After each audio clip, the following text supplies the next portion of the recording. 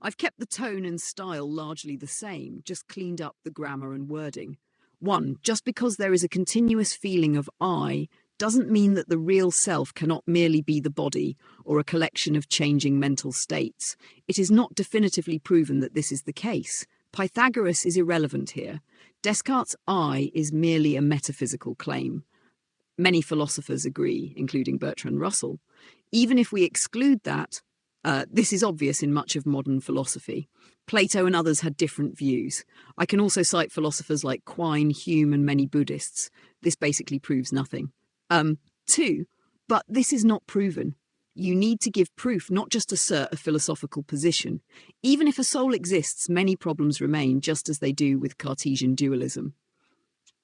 Okay, you have a soul, but what about everyone else? For all you know, the other 8 billion people could be philosophical zombies. You also need to prove that the soul is exactly as you define it, not merely that it exists and is constant.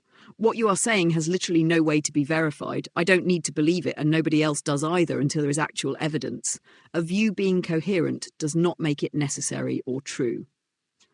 3. This is basically not proven rigorously. These things are not researched with sufficient rigor. You cannot say X is certainly the case. At most, it increases the probability of reincarnation slightly, nothing more.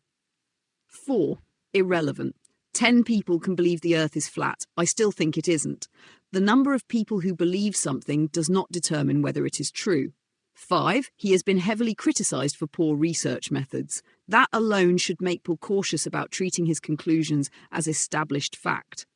Basically, naturalistically speaking, we do not need a soul to explain any of this.